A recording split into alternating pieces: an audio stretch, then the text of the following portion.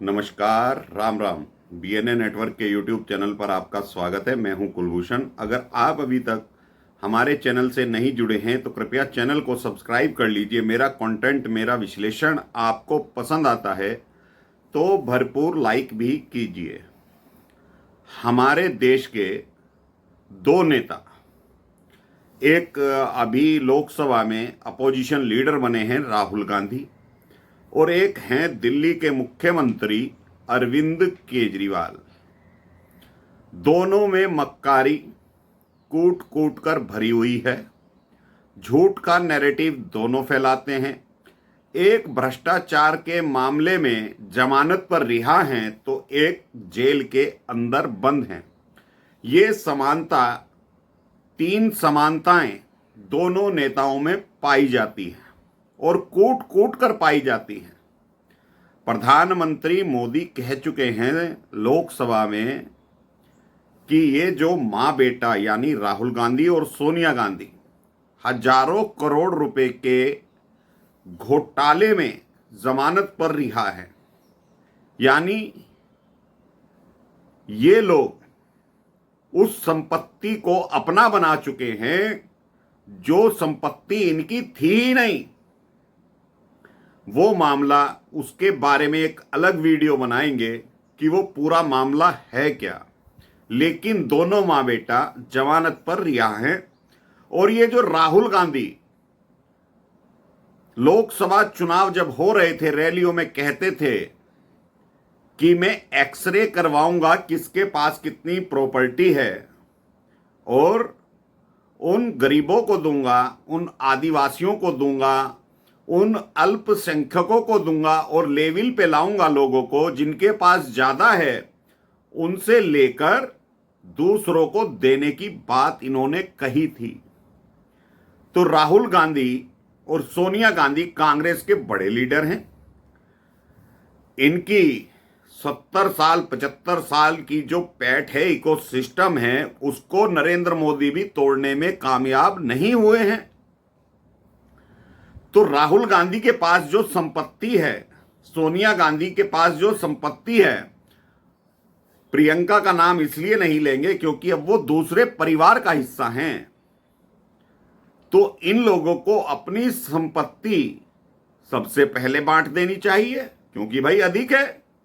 ये लेवल में लाना चाहते हैं, लोगों को गरीबी से निकालना चाहते हैं, और जो पिछड़ा वर्ग है, दलित वर्ग है, उनको देना चाहते हैं। क्योंकि कह रहे थे रैलियों में कि जो पिछड़े हैं, दलित हैं, वो बड़े ओहदों पर नहीं हैं। तो राहुल गांधी क्यों बन गए अपोजिशन लीडर? किसी दलित को बना देते। लेकिन नहीं, जब बात अपने खाने की होती है तो इन्हें मलाई चाहिए, फिर इन्हें दलित और पिछड़ा दिखाई नहीं देता।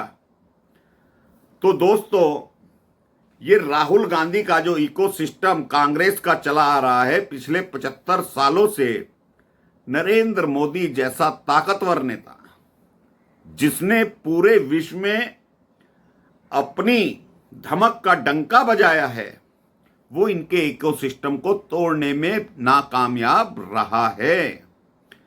ये ढील समझिए नरेंद्र मोदी की, कमजोरी नहीं है, ये ढील है।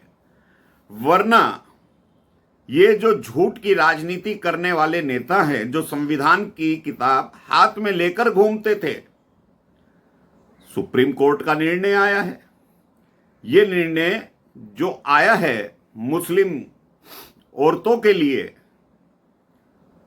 125 सीआरपीसी की धारा जो है, उसमें इन्हें तलाक लेने के बाद मेंटेनेंस का हक है।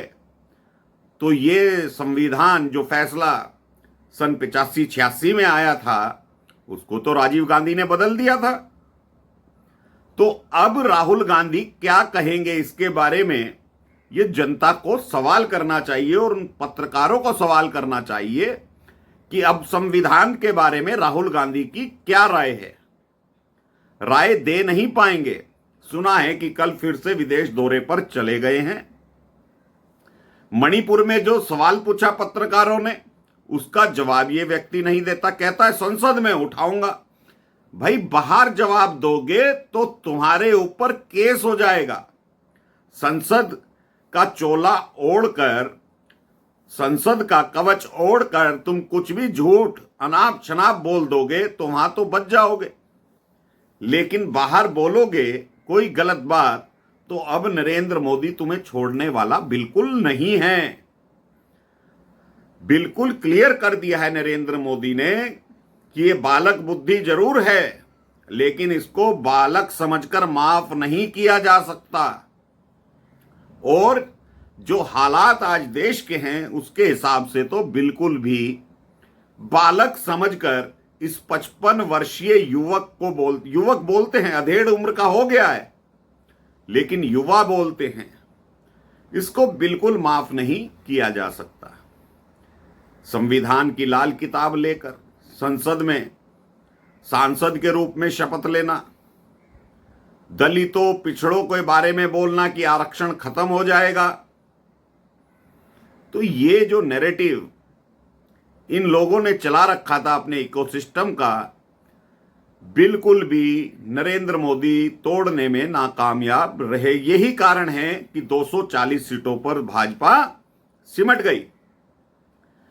फिर भी जो राहुल गांधी ने हिंदुओं पर हमला किया लोकसभा में कि हिंसक होते हैं, और बाद में थोड़ा बयान को बदल दिया कि भाजपा वाले हिंसक होते हैं, मैं फिर दोहरा रहा हूं कि 240 सीटों पर जो भाजपा विजय हुई है वो हिंदुओं के वोट से हुई है।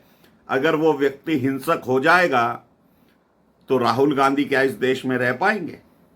ये मेरा सवाल है राहुल गांधी से। तो अब जो ये कोर्ट का फैसला आया है, सुप्रीम कोर्ट का, राहुल गांधी क्या करेंगे, क्या जवाब देंगे, मीडिया के सामने आकर बताना चाहिए कि उनके पिताजी ने जब संविधान की धज्जियां उड़ाई थी वो सही थे या आज तुम सही हो।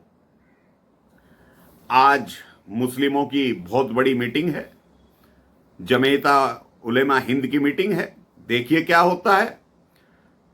जब राजीव गांधी प्रधानमंत्री थे, जब तो मुस्लिम सड़कों पर निकल आया था इस फैसले के खिलाफ, लेकिन आज नरेंद्र मोदी की सरकार है, कोई विपक्षी दल बोलेगा नहीं, कोई कुछ नहीं बोलेगा। ये सेक्युलर पार्टियां जो अपने आप को कहती हैं, ये इस मुद्दे पर अब कुछ बोलने वाली नहीं है। झूठ का नैरेटिव सुप्रीम कोर्ट ने तोड़ दिया है।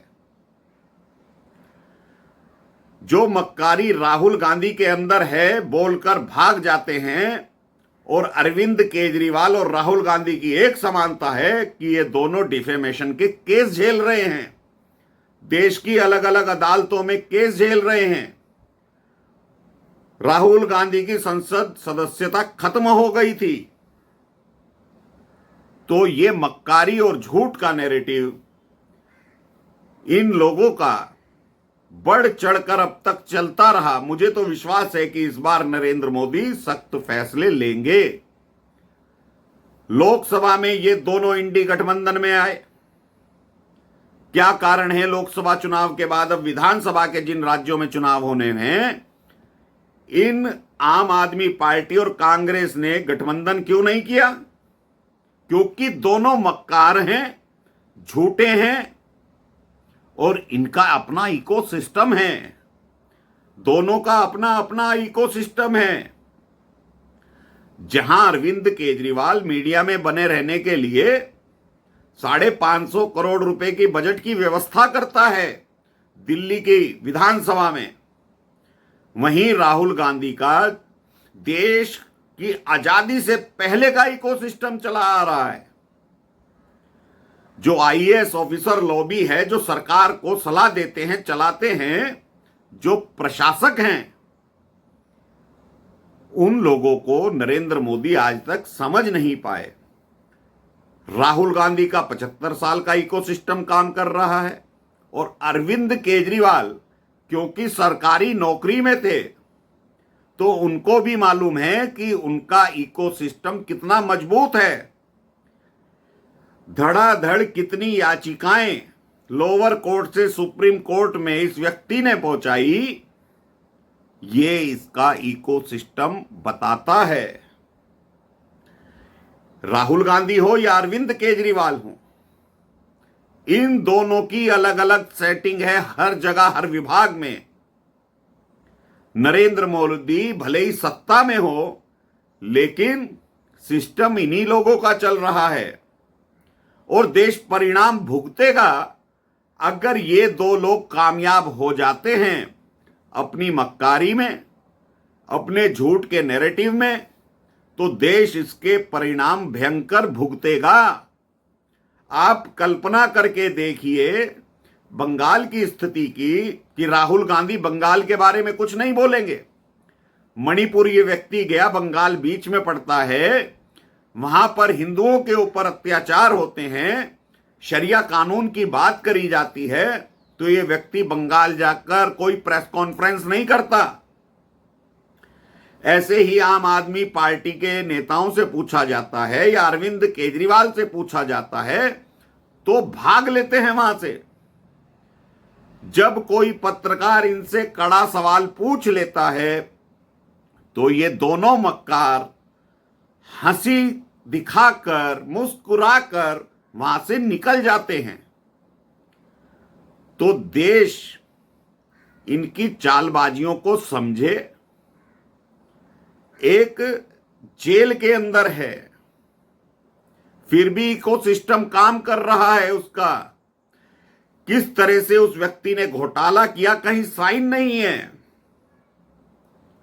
उसे भी कुछ बोलना होता है तो विधानसभा का सत्र बुलाकर बोलता है कि कहीं बाहर बोलेगा तो फिर से मुकदमा झेलना पड़ेगा। वो व्यक्ति मान चुका है कि 35 केस उसके ऊपर चल रहे हैं। राहुल गांधी के ऊपर भी 20 से ऊपर केस चल रहे हैं अलग अलग अदालतों में। तो दोनों की सिमिलरिटी है मक्कारी में और झूठ बोलने में, और दोनों आज विपक्ष का हिस्सा है।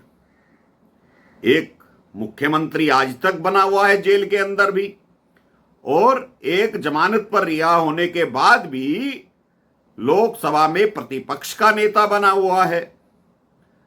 तो मुझे जनता से यह सवाल पूछना है, जनता ऐसे नेताओं को अपने कंधे पर बैठाकर क्यों घूम रही है? प्रधानमंत्री मोदी रोज जाते हैं, यूएस से नाराज होता है, लेकिन परवाह नहीं है मोदी को।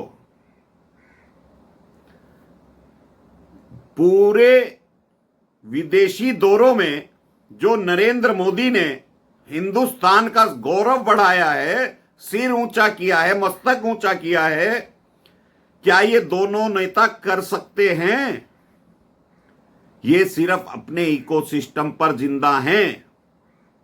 लेकिन नरेंद्र मोदी पूरे विश्व के नेता हैं, विश्व में उनकी धाक है, और यहां के ये नेता नरेंद्र मोदी को गालियां देते थकते नहीं हैं। ये उन लोगों के लिए भी सबक है जो भाजपा को वोट देकर नहीं आए, नोटा का बटन दबाकर आए, या घर से ही नहीं निकले। ऐसी 15 से 20 सीटें हैं जहां भाजपा 10 से 20 हजार वोटों से हारी है। अगर भाजपा 260 तक भी पहुंचती तो नरेंद्र मोदी को और ताकत मिलती। तो देश इन दो नेताओं के परिणाम भुगतने को तैयार रहे अगर इन्होंने अपनी मक्कारी और झूठ का नैरेटिव और अपना इकोसिस्टम ऐसे ही जारी रखा। तो जनता को कुछ मिलने वाला नहीं है, ना ये लोग देने वाले हैं। परिणाम देश भुगतेगा। तो दोस्तों, आज के लिए इतना ही। मेरा कंटेंट, मेरा विश्लेषण आपको पसंद आए तो भरपूर लाइक कीजिएगा, चैनल को सब्सक्राइब कर लीजिए। धन्यवाद, नमस्कार, भारत माता की जय।